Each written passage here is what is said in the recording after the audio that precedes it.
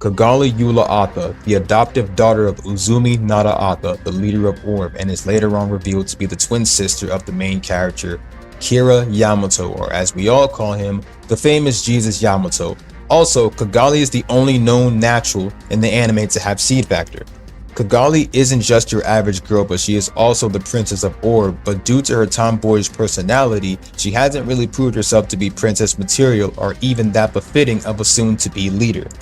When Cagalli was born next to Kira, she was kept in via Hibiki, their biological mother's womb, while Kira was kept in an artificial womb in order for Yulin, their biological father, to create Jesus Yamato, the ultimate coordinator. Yulin and Via were then killed by Blue Cosmos, but Kira and Cagalli remained safe thanks to their maternal aunt Karida Yamato. But they both became targets of Blue Cosmos, and in order to protect them, they were both separated. Kira stayed with her aunt, while Cagalli stayed with Uzumi Nada Atha, who became her adoptive father, which technically made her the princess of Orb. In the first half of Gundam Seed, Cagalli heads off to the neutral colony Heliopolis after hearing that Orb is aiding the Earth Alliance secretly.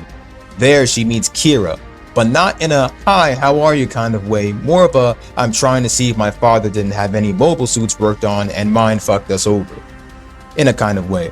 But she then sees the two mobile suits and gets down on her knees yelling, "Father, you condemned us all." Kira then evacuates Cagalli. Cagalli returns.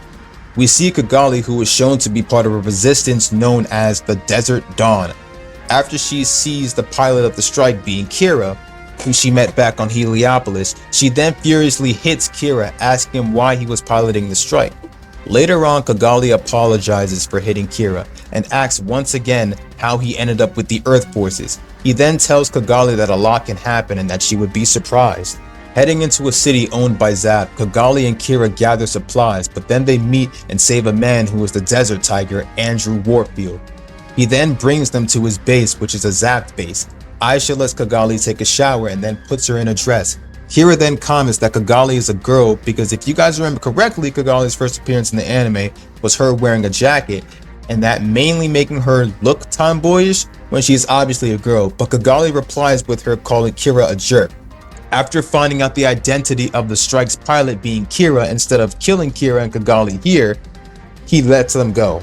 Cagalli decides to join the Archangel and later on talks to Kira, who was feeling down after his victory against Andrew Warfield, but also calms him down with a hug, telling him that everything is going to be alright. She then asks why a coordinator like him is fighting on the side of the Earth Alliance, implying that he is originally supposed to be on the side of Zap. Cagalli later on pilots the Sky Grasper, which ends up taking major damage. She then meets Athrun and attacks him, but ends up beat and captured.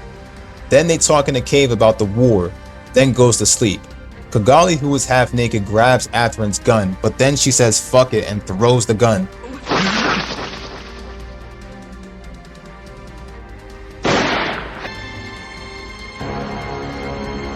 I'm Cagalli, what's your name? It's Athrun. Which has an open boat, and Athrun rushes to protect her. Cagalli then sees Athrun's injury. She tells him that she wants to pay him back. Athrun asks Cagalli if she is from the Earth Forces. She then tells him no when they both introduce themselves to each other as they say their farewells. They would soon meet each other on Orb and after the Strike vs. Aegis battle. Later, the Archangel enters the waters of the neutral nation Orb while being attacked by Zap, but Orb deems any ship, mobile suit, and aircraft an act of hostility, telling them to turn back. Cagalli then tells Orb to put Uzumi Nada Atha, the leader of Orb and Cagalli's adopted father, on the line. We then hear that Cagalli's true identity is Cagalli Yula Atha, and that she is the daughter of Uzumi Nada Atha and also the princess of Orb. With everything that's happened, the Archangel makes it into Orb safely, and Cagalli gets slapped by her father once again, acting like a tomboyish brat. We skip on ahead after the Strike vs. Aegis battle, where Athrun survives after self-destructing the Aegis and killing Kira, ? He is then aboard the Archangel where Cagalli questions him about Kira. Athrun tells her that he killed him. Cagalli then tells Athrun that Kira always cried and never knew what he was doing, but he was a nice guy. Athrun then brings up the old days of when him and Kira were young and how he was always a crybaby and never changed. He then mentioned that Kira was supposed to be on Zap's side and that he tried to reason with him so many times and he wouldn't listen and that he killed Nico. Cagalli then asks why Kira had to die and at the hands of his friend. Someone's killed for killing another. Then that guy is killed for killing him. How is that kind of twisted thinking ever One kills because another is killed, then gets killed because he kills. How the hell is that going to bring us peace? Cagalli then gives Athrun an amulet telling him that it will keep him safe. After Kira upgrades to freedom and Athrun upgrades to justice, they are both reunited and Cagalli runs up to them and hugs them. The Archangel and Kusanagi head into space while the leaders of Orb sacrifice themselves. They then explode Orb's mass driver and armaments, but Uzumi gives Cagalli a picture that shows Kira and Cagalli's biological mother via Hibiki with baby Kira and Cagalli. There's also their names on the back. Uzumi then tells her that she has her brother with her, and that being Kira. And he then tells her that being her father was his greatest blessing. Cagalli then shows Kira the picture as Kira is also surprised. Later on, Cagalli sees that Kira also has the same picture frame. Athrun then takes Cagalli out of Kira's room, telling her that it isn't the best time to axe him, and that she should have given him some time. Cagalli then leans on Athrun's shoulder. Later on, after the MBF-02 Strike Rouge is assembled and up and running, Cagalli then joins Kira and Athrun in the final battle. Then Athrun decides to blow up the Justice in order to stop Genesis. Cagalli then tells him that the hardest battle is to keep living, thus ending the battle at Yakim Due.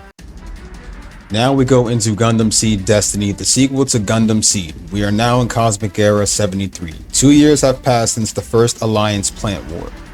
Cagalli, who carries on her father's will as the new current leader of Orb and accompanied by Athrun, who goes by the name Alex Dino, heads to Armory 1 and meets with Chairman Gilbert Durando to discuss the new mobile suits made for Zap. But then the Chaos, Gaia, and Abyss were stolen by Phantom Pain, but in order to protect Cagalli, Athrun pilots the Zaku Warrior.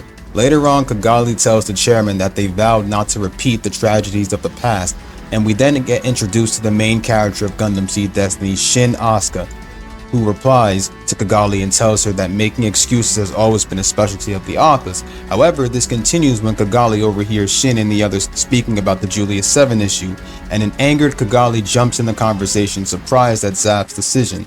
Thinking that things had changed, Shin then tells Cagalli that he lost his family on Onoguro Island because of the Athas, which is why he refuses to listen to anything Cagalli has to say and even refuses to believe in Orb. I wish people who didn't understand stuff wouldn't talk about things as if they did. Then tells Cagalli that when she wanted to uphold justice, that if she even thought about those who would die for her values, and says that he wished people who didn't understand stuff wouldn't talk as if they did, and shrugs off Cagalli on the shoulder. Later, Athrun tells Cagalli that there's gonna be people like Shin out there who would give up on Orb because of the people that they couldn't protect. Later on, Cagalli gets yelled at Shin once again after finding out that the Julius 7 falling was an act, and that the soldiers were coordinators following the path of Athrun's father, Patrick Zala. Shut up, you idiot! You were on the bridge, weren't you? Didn't you understand what was really happening out there? Julius 7 didn't fall because of some kind of natural event. It was a deliberate act. The people who did this were coordinators. You really don't understand anything, do you? He then tells Cagalli that she doesn't understand anything and that he feels sorry for Athrun. Oh, and Athrun gives Cagalli a ring. Y'all know what that means, bro. But then Yuna wants to get married on the same day of the signed treaty with the Earth Alliance, and this man takes off Athrun's ring. Okay, that shit pissed me off a little bit, but I'll admit that shit really pissed me off. But Kira, her brother who has returned to the battlefield with the Freedom, sweeps her up and abducts her. The Archangel then submerges into the ocean. Later on, during the battle against Phantom Pain, Kira with Cagalli, who was piloting the Strike Rouge along with the company of the Archangel, arrive, and Cagalli orders Orb to cease their attacks, but Yuna orders them to attack, and he denies that that person giving orders to Orb isn't Cagalli. Athrun later on meets with Kira and Cagalli, questioning each other. She is then told by Athrun that just because she made a surprise appearance, the Orb forces wouldn't back down, and that her helping wasn't the right way to go about it, and that if she wants to change things, then she has to do something about the treaty with the Earth Alliance. Athrun then walks away from Cagalli, telling her that he understands why she did what she did, but that it was still unforgivable even to him. Cagalli is then depressed, but thanks to Lacus' advice, telling her to decide and do it. And with that, they fight once again, but Cagalli is still unable to persuade the soldiers. She then cries, and Kira tells Athrun that he is attacking the very thing she is trying to save. He then demolishes the savior, leaving Athrun still alive. Shin then kills Captain Todaka, the man who saved them once. Okay, so now we skip ahead. Kira kills Stella. Shin is out for revenge. Shin kills Kira, question mark. Kira is alive, then Athrun tries to escape. He gets taken down by Shin. Athrun along with Mayreen is then brought back to the Archangel. Athrun wakes up and Cagalli tells him she is sorry for what she did. Athrun tells her that she only attempted to marry Yuna for the sake of Orb, had felt useless because he couldn't do anything to help, so he thought that returning to Zav would also benefit Orb and stop all the fighting. Legacy of Gold. Cagalli requests to use the Sky Grasper and that she can't let her country burn. She then hears a message from her father Uzumi Nada Athha and is given a golden mobile suit. Cagalli upgrades to the Orb 01 Akatsuki. She gains the command of her country and orders them to arrest Yuna for treason, and as he tried to escape he was killed by the ZGMF 2000 Goof ignited, which landed on him. Cagalli uses the Akatsuki Ohashi for a short while, but then it's later on used by Neo Roanoke, who awakens his memory as Mu Laflaga in the final battle.